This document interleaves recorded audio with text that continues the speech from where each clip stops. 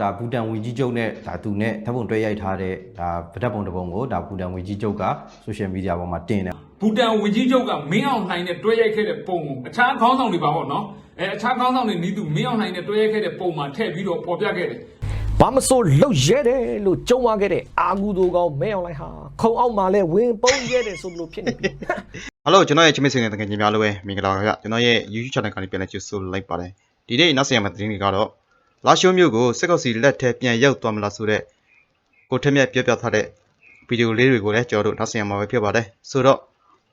ကိုနတ်ငန်နဲ့ကိုစီသူပြောထားတာလေးကိုလည်းတူတူနောက်ဆက်ကြရမှာပဲဖြစ်ပါတယ်โอเคဒါဆိုရင်ကျွန်တော်တို့ဗီဒီယိုလေးမစခင်လေးမှာကျွန်တော်ရဲ့ channel လေးကိုလည်း like subscribe လေးနဲ့အားပေးကူညီတော့ကြပါဦးလို့ထပ်မံပြီးတောင်းဆိုချင်ပါတယ်โอเคဒါဆိုရင်ကျွန်တော်တို့ဗီဒီယိုလေးစလိုက်ကြအောင်ဒီအခုပြောမဲ့အကြောင်းကကြတော့မပြောချင်တဲ့အကြောင်းပေါ့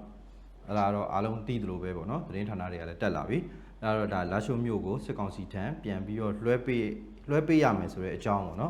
်ဒါ MNDAA သတင်းရင်းမြစ်တွေကနေအတည်ပြုလိုက်တယ်ဆိုပြီးတော့သတင်းတွေလည်းတက်လာတယ်ပေါ့နော်ဒါကတော့လုံးဝကိုအဆင်မပြေတဲ့သတင်းပေါ့ဗျာအရင်ဆုံးဒါဌာနဆိုင်ရာတွေဒါသူကအရင်နေရာယူမယ်ပေါ့နော်စစ်ကောင်စီဘက်ကဌာနဆိုင်ရာတွေကမြို့ထဲမှာအရင်နေရာယူမယ်ဒီစစ်ဘက်ဆိုင်ရာအဖွဲ့တွေတော့မပါသေးဘူးပေါ့နော်ဒါပေမဲ့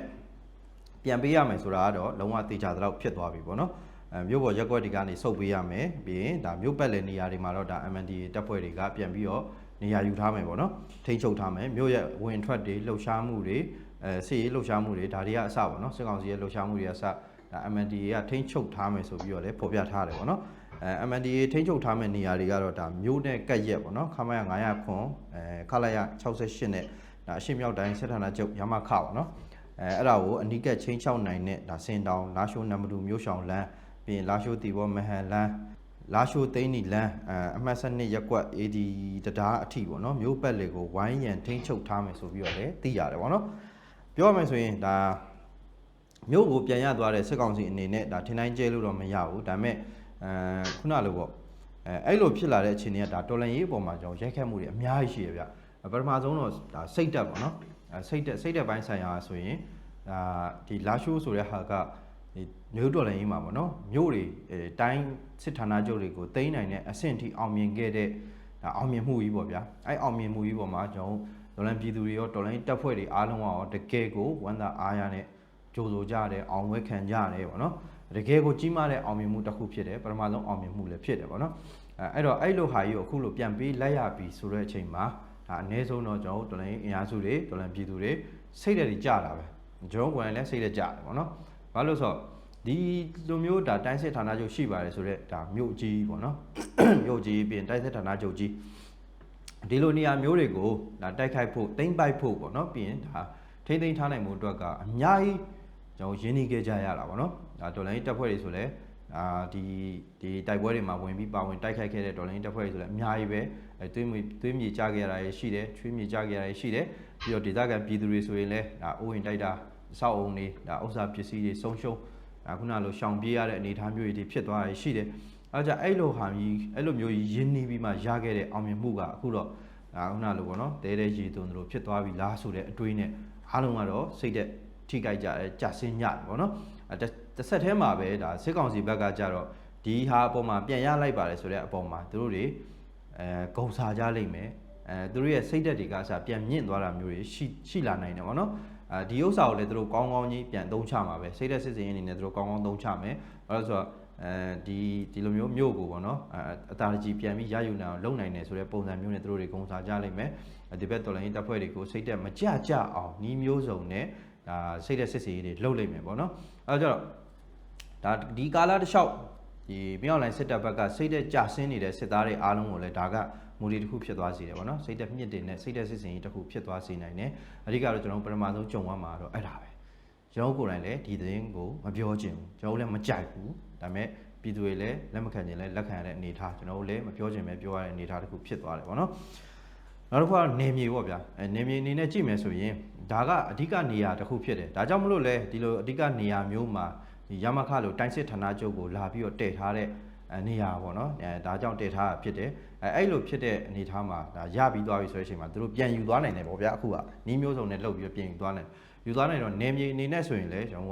ကပြန်ဆုံးရှုံးတယ်လို့ပြောရမှာပေါ့သူကသူအတွင်းထဲမှာပဲကွက်လေးပဲဝင်ပြီးယူ သူကသူဘယ်လိုပဲဖြစ်ဖြစ်အဲ့နေရာကိုပြန်ပြီးတော့ရောက်လာတယ်ပေါ့နော်ဒီကောင်နေအဲ့နေရာကနေထွက်သွားအောင်ဒါမရရတဲ့နီလန်မျိုးတွေနဲ့အသက်တွေအသေးခံပြီးတော့ဒါတိုက်ထုတ်တွန်းလှန်မောင်းထုတ်နိုင်ခဲ့တဲ့အခြေအနေကနေအခုပြန်ဝင်ခွင့်ပေးရတယ်ဆိုတော့ဒါနေမျိုးလည်းသူတို့ကပြန်ပြီးစိုးမိုးသွားတယ်လို့ပြောလို့ရတယ်ပြီးတော့လာရှိုးကိုမှသူတို့ကအဲ့လိုပြန်လို့ရပြီဆိုရင်လာရှိုးကိုသွားနိုင်တဲ့ပြည်မာတွေကလမ်းကြောင်းအကုန်လုံးကိုလည်းသူတို့ကဖြတ်တန်းဖို့အတွက်လှုပ်လာနိုင်တယ်ပေါ့နော်အဲ့တော့ကျတော့တခြားလက်လွတ်ဒီခုနလိုပေါ့နော်လက်မလွတ်ရရင်တော့မှခုနလိုခွင့်ပြုရတဲ့အနေအထားမျိုးဖြစ်သွားနိုင်တဲ့လမ်းကြောင်းတွေလည်းရှိလာနိုင်တယ်နောက်တစ်ခုကတော့ဒီနေရာကိုရသွားပြီဆိုတဲ့အချိန်မှာတခြားနေရာတွေအတွက် PR တွေလည်းရှိလာနိုင်တယ်ဒီနေရာနဲ့ဆက်နေရာတွေဆက်နေမြေတွေပေါ့နော်အဲ့နေရာမျိုးတွေမှာလည်း PR တွေပို့ပြီးတော့ဖြစ်လာနိုင်တယ်ပြီးတော့အချို့တပ်ဖွဲ့တွေဆိုရင်စိုးရင်ရတဲ့အနေအထားရှိလာနိုင်တယ်ပေါ့နော်ဘာဖြစ်လို့လဲဆိုတော့ဒီနေရာမှာရသွားပြီဆိုရင်ဒီနေရာကိုခုတုံးလုပ်ပြီးတော့တခြားနေရာမျိုးတွေမှာအင်အားဖြစ်တင်းတာမျိုးတွေခုနလိုနေမြေချက်ထွင်တဲ့ပုံစံမျိုးတွေနေမြေစိုးမွေးပုံစံမျိုးတွေသူတို့လှုပ်လာနိုင်တာရှိတဲ့အတွက်ပေါ့နော်တခြားတပ်ဖွဲ့တွေအတွက်တခြားနေရာကအဖွဲ့တွေအတွက်လည်းဒါစိုးရင်ရတဲ့အနေအထားတစ်ခုဖြစ်လာနိုင်တယ်ဒါကလည်းနေမြေနဲ့ပတ်သက်လို့ပေါ့နော်နောက်တစ်ခုကစစ်မျက်နှာပေါ့နော်စစ်မျက်နှာအနေနဲ့ပတ်သက်မှာဆိုရင်ဒီလာရှိုးကိုသူတို့တွေတောက်လျှောက်ဘုံကျဲရလို့ဆိုပြီးတော့ကျွန်တော်ပြောချင်တာမဟုတ်ဘူးသူတို့အနေနဲ့အခုလိုမျိုးဒါအာယုံထဲမှာထည့်ထားရတဲ့စစ်မျက်နှာတစ်ခုကယော့သွားတယ်ပေါ့ယော့သွားဆိုတာတောက်လျှောက်ကြီးဘုံကျဲနေပါဆိုတဲ့ပုံစံမျိုးနဲ့ပြောတာမဟုတ်ဘူးเนาะဒါပေမဲ့အဲ့လိုမျိုးသူတို့စိတ်ကူးထဲမှာထည့်ထားရတဲ့ဟာပေါ့เนาะအမြဲတမ်းမှာတိုက်ခိုက်ဖို့အတွက်စိတ်ကူးထဲထည့်ထားရတဲ့သူတို့အတွက်အရေးကြီးတဲ့စစ်မျက်နှာတစ်ခုယော့သွားတယ်အဲ့လိုယော့သွားလိုက်ပြီဆိုတာနဲ့ဟိုးရင်တော့ဖြစ်စဉ်တွေကိုကျွန်တော်ပြန်ကြည့်မယ်ဆိုရင်ဒါတပ်ဖွဲ့တစ်ခုကပေါ့နော်တော်လိုင်းအင်အားစုတစ်ခုကသူတို့ကိုဒါတိုက်ခိုက်လာပြီဆိုတဲ့အခါမှာအဲ့နေရာကိုအင်အားတွေပြုံသုံးပြီးတော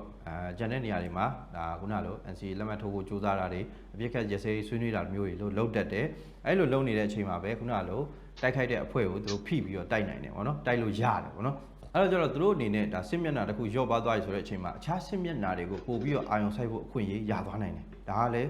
းကျွန်တော်တို့ဒါစိတ်ပူစရာပေါ့နော်စိတ်ပူစရာကျွန်တော်တို့ဘက်ကတွေးကြည့်မယ်ဆိုရင်အနေငယ်ပေါ့နော်စိတ်ပူစရာအနေထားရှိတယ်ဘာဖြစ်လို့ဒါပေမဲ့တိတ်တော့လည်းထူးခြားလာမှာတော့မဟုတ်ဘူးပူလာမှာတော့တေးကြတယ်ဒါပေမဲ့ခုနလိုဘုံကျဲနေတဲ့ဟာတွေကသူကနေရာအနှံ့မှာတောက်လျှောက်လုံနေတာဖြစ်တဲ့အတွက်ပေါ့နော်ခုနလိုပို့ပြီးတော့ဘုံကျဲနိုင်တဲ့အနေထားမျိုးတွေတော့ဖြစ်လာနိုင်တာပေါ့လေနော်အဲ့တော့စစ်မျက်နှာအနေနဲ့သူကတစ်ခုလျော့သွားတယ်ကျွန်တော်တို့ဘက်ကထိန်းသိမ်းထားနိုင်တဲ့စစ်မျက်နှာတစ်ခုပေးလိုက်ရတယ်ပေါ့နော်အင်အားဆိုတာလေကျွန်တော်တို့ပြည်သူတွေရဲ့အင်အားဟာဘာနဲ့မှရှင်လို့မရဘူးနော်အခု business ထိုင်းနိုင်ငံမှာပြုလုပ်တဲ့ business စီးကိုတက်လာတဲ့ထဲမှာဘူတန်ဝန်ကြီးချုပ်ကမင်းအောင်လှိုင်နဲ့တွဲရိုက်ခဲ့တဲ့ပုံကိုအခြားခေါင်းဆောင်တွေပါပေါ့နော်အခြားခေါင်းဆောင်တွေနီးသူမင်းအောင်လှိုင်နဲ့တွဲရိုက်ခဲ့တဲ့ပုံမှာထည့်ပြီးတော့ပေါ်ပြခဲ့တယ်နှစ်နိုင်ငံချစ်ကြည်ရေးဘယ်လိုလုပ်မယ်ဘာညာသူကတော့သူတို့နိုင်ငံခေါင်းဆောင်တယောက်နေတော့ခေါင်းဆောင်တယောက်ကစကားပြောပြီးတင်ထားတာပေါ့ဒါပေမဲ့အဲ့ဒီပို့အောင်မှာမြန်မာအပါအဝင်အခြားနိုင်ငံပြည်သူတွေ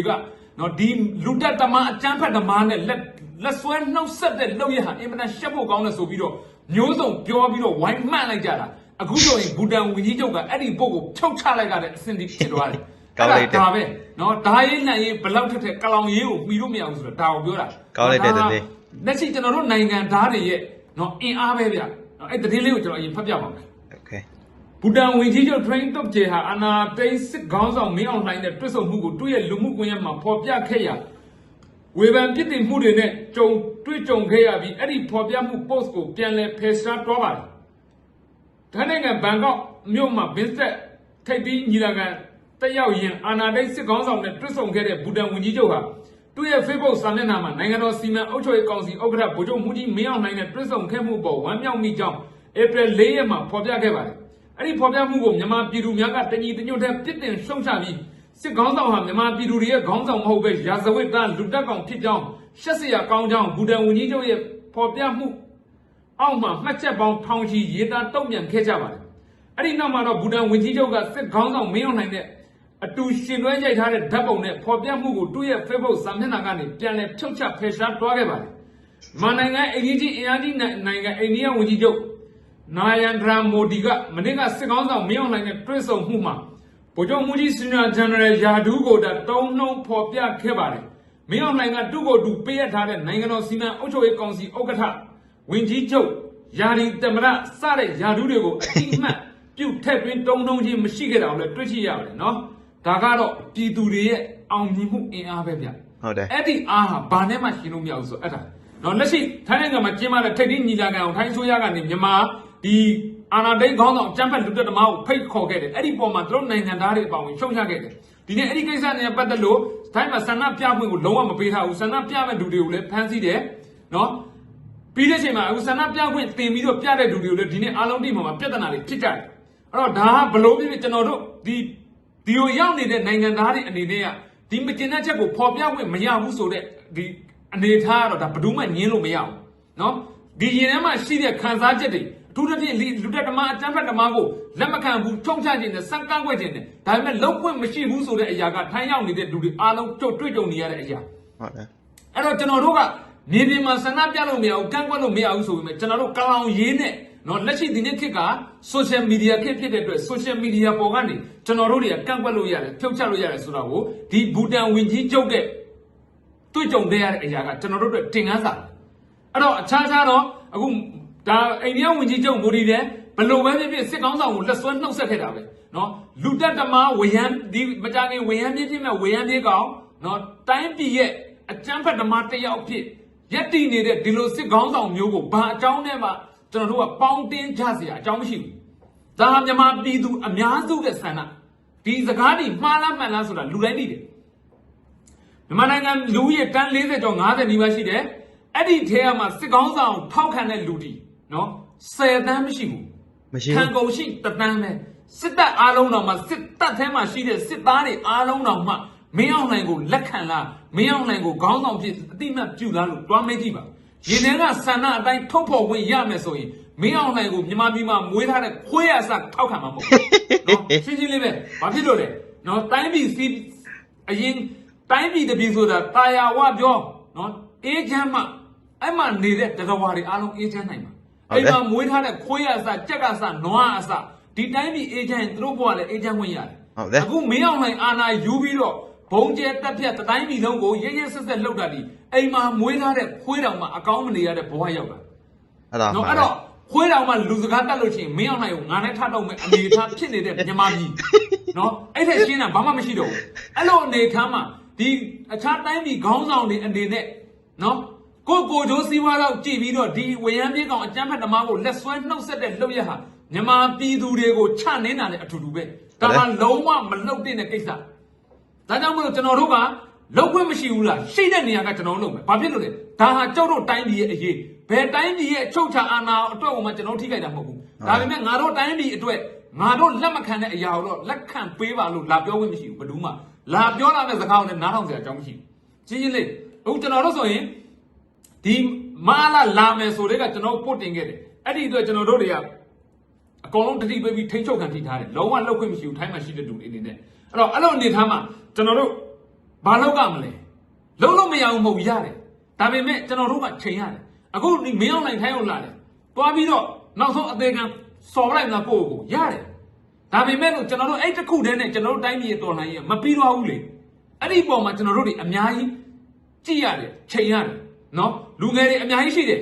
လောက်လိုက်မယ်အသေးခံခွဲလိုက်မှာဒီလိုကောင်မျိုးတွေအများကြီးဒါပေမဲ့မလောက်တင်တာမလောက်လို့ကျွန်တော်တားထားတာအများကြီးရှိတယ်ဘာဖြစ်လို့လဲကျွန်တော်တို့လိုချင်တာဒီအကြမ်းဖက်မှုမဟုတ်ဘူးကျွန်တော်တို့ပြည်သူလိုချင်တာဒီပြည်သူအာဏာကိုပြည်သူပြန်ရရင်ပြီးတော့ကျွန်တော်တို့ကိုလာအကြမ်းဖက်တဲ့အရာကိုကျွန်တော်တို့ကပြန်လဲခုခံနေရတယ်ဟုတ်တယ်သူများကိုကျွန်တော်တို့အကြမ်းဖက်ဖို့မဟုတ်ဘူးနော်ဒါရှင်းရှင်းလေးလက်ရှိမြန်မာပြည်မှာဖြစ်ပေါ်နေတဲ့တော်လှန်ရေးတွေပြည်သူတွေကစူညံလို့စီကမ်းမဲ့လို့အတရားဓမ္မမဟုတ်တာတွေလုပ်လို့အကြမ်းဖက်အလုပ်တွေလုပ်လာလို့တိုင်းပြည်မငြိမ်မသက်ဖြစ်လို့အာဏာကိုမင်းအောင်နိုင်ရတင်းခဲ့ရတာမဟုတ်ဘူး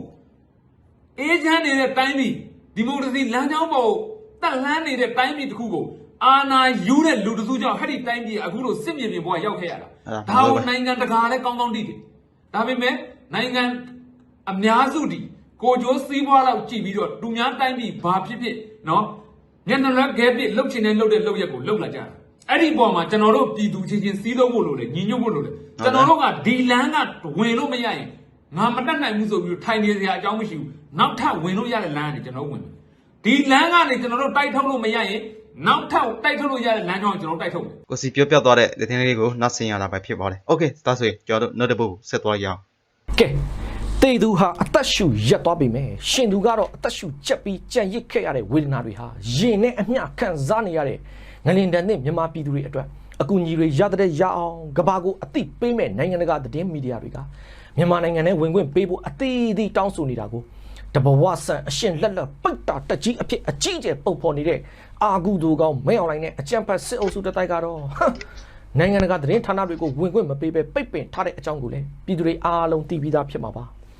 သူတို့ဇာတိကဘာတိမှာကြောက်နေဆိုတဲ့အတိုင်းမဟုတ်တာလှုပ်ထားတဲ့သူတွေဟာကိုယ်ရိတ်ကိုယ်တော်ရန်သူထင်နေတတ်တယ်ဆိုတာဟာလက်ရှိတဘဝဆန်ပိတ်တာတက်ကြီးအဖြစ်အကြီးကျယ်ပုံဖော်နေတဲ့အာဂူတို့ကောင်မင်းအွန်လိုင်းတို့စစ်အုပ်စုတစ်တိုက်ကအတိုင်းသားတက်တည်ပြနေပြီသူတို့သာတိုင်းပြည်အတွက်မှန်မှန်ကန်ကန်ရှိတဲ့ခေါင်းဆောင်တွေဆိုရင်အခုလိုတိုင်းပြည်မှာငလင်ဘေးကြောင့်အကြီးကျယ်ပျက်စီးဆုံးရှုံးမှုတွေရှိနေတဲ့အချိန်နိုင်ငံတကာသတင်းမီဒီယာတွေမှာကိုယ်နိုင်ငံရဲ့အခုလိုအကူအညီတွေလိုအပ်နေတဲ့အကြောင်းတွေကိုဖော်ပြပေးဖို့နိုင်ငံတကာသတင်းတောက်တွေကသူတို့စရိတ်နဲ့သူတို့လာပြီးသတင်းယူမှာကိုဝမ်းပန်းတတနဲ့ကြိုတောင်းကြိုဆိုရမယ်အစားနိုင်ငံတဲကိုတော့ဝင်ခွင့်မပေးပဲလိန်စရာမရှိကိုပေါင်ကိုပြန့်လိန်နေမဲ့အစားမျိုးဖြစ်တဲ့စစ်ကောင်စီရဲ့ပြောခွင့်ရကလိန်ကကြစ်ဇော်မင်းထွန်းကိုတာမတ်လ30ရက်နေ့ကပဲအမှန်ခက်တီတီနဲ့သတင်းတောက်တွေကိုပြန်ပို့တဲ့အတန်ဖိုင်တဲမှာပါတယ်လက်ရှိမြန်မာနိုင်ငံမှာနေရထိုင်ရသွားရလာရတဲခုရမယ်နေရာတွေအဆင်မပြေလို့ဆိုတဲ့အကြောင်းပြချက်နဲ့ဝင်ခွင့်မပေးပဲညင်းဆိုလိုက်တာပေါ့ဗျာကဲအဲ့ဒါသာကြည့်တော့ကဘာမှာတဘာဝဘေးဖြစ်နေတဲ့နေရာတွေနဲ့စစ်ဖြစ်နေတဲ့တိုင်းပြည်တွေဥပမာလက်ရှိဂါဇာလိုခြေချစရာမရှိအောင်ပျက်စီးသွားတဲ့တိုင်းပြည်တွေမှာတော့ဖြစ်တယ်လို့ဝင်ရောက်နေထိုင်ပြီးသတင်းတင်ဆက်ပေးနေတဲ့နိုင်ငံတကာသတင်းတောက်တွေကိုသူတို့စစ်တပ်ကချကျွေးမဲ့ရိုးရင်းမျှော်နေတဲ့မီဒီယာအမိခံစစ်တပ် lobby တွေလိုအမှတ်နဲ့နေရထိုင်ရသွားရလာရတဲခွေရမယ်နေရာတွေအဆင်မပြေလို့ဆိုတဲ့ပေါက်ပန်း40အကြောင်းပြချက်တွေနဲ့ပိတ်ပင်ထားတာဟာတကယ်ကတော့ရှင်းပါတယ်ဗျာသူတို့ဇာတိကဘာကအတိမှကြောက်နေတဲ့အာဂူတို့ကောင်မဲအွန်လိုင်းတို့အကြမ်းဖက်စစ်အုပ်စုဟာသူတို့ကိုယ်တိုင်ပြည်သူတွေအပေါ်ရုံမှကောက်ချစ်တဲ့အပုတ်တွေအကုန်ပေါ်ပြီး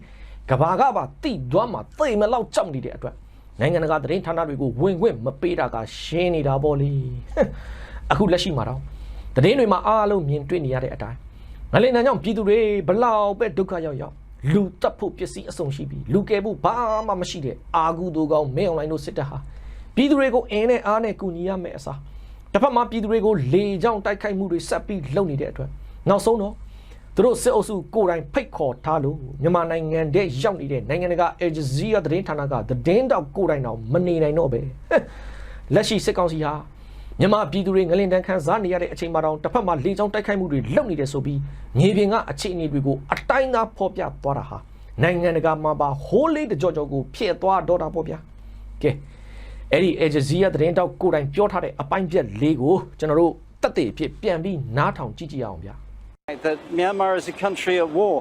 Sagaing, which is the next sort of province along from here, is the epicenter of this earthquake. Now there, the city in the middle is under the control of the military junta, but the countryside all around is controlled by the rebels, the PDF, People's Defence Forces. Now the rebels say they will carry out a 20-day ceasefire. I was communicating with some of their leadership yesterday, and they said they have had absolutely no response from the military junta. In fact, bombing still continues. 5 bomb attacks were launched in Moniwa earlier today. ကဲအဲ့ဒီလိုမြန်မာနိုင်ငံနဲ့ရောက်နေတဲ့ agency ရသတင်းဌာနကသတင်းတောက်ကိုယ်တိုင်မြေပြင်ချင်းတွေကိုဖော်ပြပြီးတဲ့နောက်မှာပဲထိုင်းသတင်းဌာနတွေဂျပန်သတင်းဌာနတွေမလေးရှားသတင်းဌာနတွေအပြင်တခြားနိုင်ငံတကာသတင်းဌာနတွေမှာပါစစ်ကောင်စီကမြန်မာပြည်သူတွေငလင်တန်းတင့်နေတာတောင်လေကြောင်းတိုက်ခိုက်မှုတွေလုပ်နေတဲ့ဆိုပြီးအသီးသီးဖော်ပြထားကြတဲ့အတွက်ပြည်တွင်းပြည်ပမှာရှိနေတဲ့မြန်မာပြည်သူတွေဟာဒီလောက်တောင်ရုပ်မှာကောက်ချစ်ပြီးငွေရပါစက်တီရုပ်လာတဲ့အာဂူတို့ကောင်မဲအွန်လိုင်းကိုတော့ငလင်တန်းကြောင့်တိတ်ဆုံးခဲ့ရတဲ့အပြစ်မဲ့ပြည်သူတွေအစားလူသားလဲမုံနှက်လဲမုံပြီးတနိုင်ငံလုံးကိုဒုက္ခပတ်ပေးနေတဲ့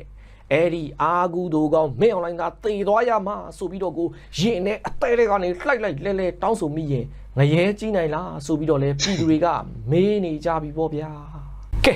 ဘာမဆိုလှုပ်ရဲတယ်လို့ကြုံရခဲ့တဲ့အာဂူတို့ကောင်မဲအွန်လိုင်းဟာခုံအောက်မှာလဲဝင်ပုံးရဲတယ်ဆိုလို့ဖြစ်နေပြီမြန်မာနိုင်ငံမှာအုံရဲမှာပွတ်ကြွရဲမှာညံ့ညံ့ဆိုသလိုငလင်တန်ကြောင့်ပြည်သူတွေဟာစက္ကန့်နဲ့မျှကူဖို့ကဲဖို့အရေးကြီးနေတဲ့အချိန်အာဂူတို့ကောင်မဲအွန်လိုင်းကတော့ငလင်လို့ခုံအောက်ဝင်ပုံးပြီးတာနဲ့သူ့ရုံးရဲ့အပြင်မှာတနာကြီးကျော်ဒီအတိုင်းမတ်တက်ရက်နေတယ်ဆိုပြီးသူကိုယ်တိုင်ပဲငလင်ကူညီရေးအလှငွေပေးအပွဲအခမ်းအနားမှာခတ်တီတီနဲ့ပြောသွားတာကိုလေပြည်သူတွေအားလုံးသိပြီးသားဖြစ်မှာပါကိုစီးတဲ့မြင်းအထီးမှန်မသိအမှန်မှန်မသိကိုပြောတဲ့စကားဘယ်ရောက်လို့ရောက်မှန်းမသိပဲနိုင်ငံမှာငလင်အကြီးကျယ်လှုပ်ပြီးလူတပေါင်းများစွာစက္ကန့်နဲ့မျှတေရရှင်ရေးအရေးကြီးနေတဲ့အချိန်နိုင်ငံရဲ့အာဏာ3ရက်ကိုကန့်ထားပါတယ်ဆိုပြီးကာကျုပ်ယာတို့နဲ့အကြီးဆုံးဆိုတဲ့သူကဘာအစီအစဉ်ဘာပလန်မှမရှိပဲ ရုံးပြင်မှာတနာရီကျော်ကြာတဲ့အထိမတ်တက်ရက်နေတယ်ဆိုတော့အတော်တော့ဟုတ်နေပြီငလင်လှုပ်သွားတဲ့9မိနစ်လောက်အတွင်းမှာတဲ့တိုက်တွေအိမ်တွေပြိုကျပြီးပြည်သူတွေဟာအသက်ဘေးနဲ့ကြုံနေရတဲ့အချိန်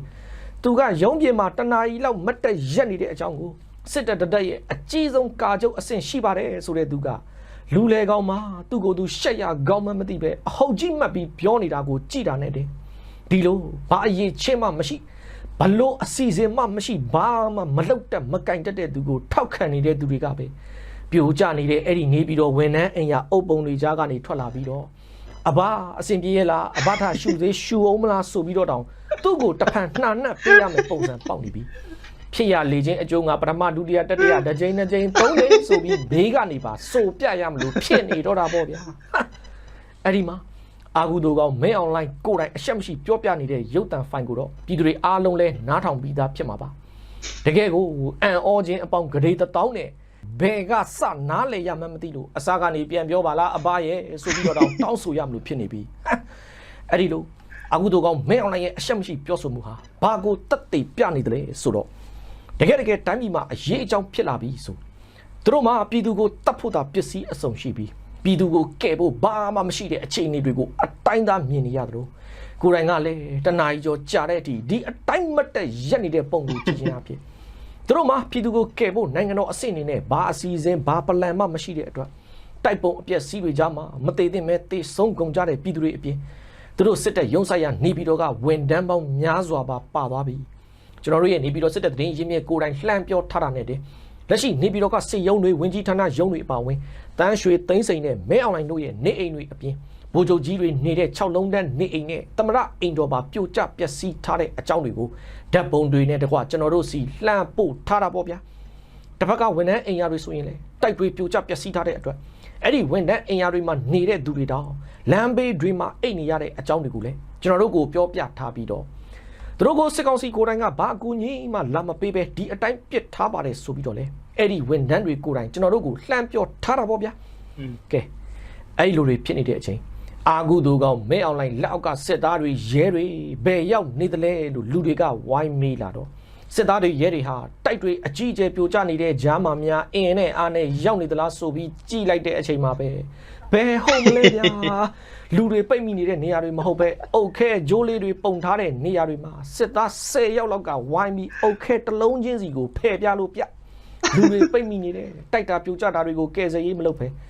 နန်းရှိကမြို့ရိုးပြိုကျတဲ့အုတ်ပုံကိုအရင်ဆုံးဘူဒိုဇာနဲ့ထိုးပြလို့ပြနေအတော်ကိုပင်ပန်းနေမယ်နာပြီးလှုပ်ပါလို့တော့ဘေးနာကနေတွားပြောရမလို့ဖြစ်နေပြီတစ်ဖက်မှာလဲသူတို့အဘအာဂုတိုကောင်မင်းအွန်လိုင်းကိုယ်တိုင်တော့ပြည်သူကိုအင်းနဲ့အားနဲ့ကယ်ဖို့နေသားသူ့ဟာသူတောင်ဖြစ်ချင်းခုံအောက်ဝင်ပုံပြီးတာနဲ့ဒီမှာတော့အဲ့လောက်ဖြစ်နေရင်ပြည်သူတွေများဘလို့ဖြစ်နေပြီလဲနိုင်ငံတော်အဆင့်အနေနဲ့ဘလို့ကဲဆဲရေးတွေလုံမလဲဆိုတာမျိုးများအစီအစဉ်ဆွဲမလားအောင်မိတယ်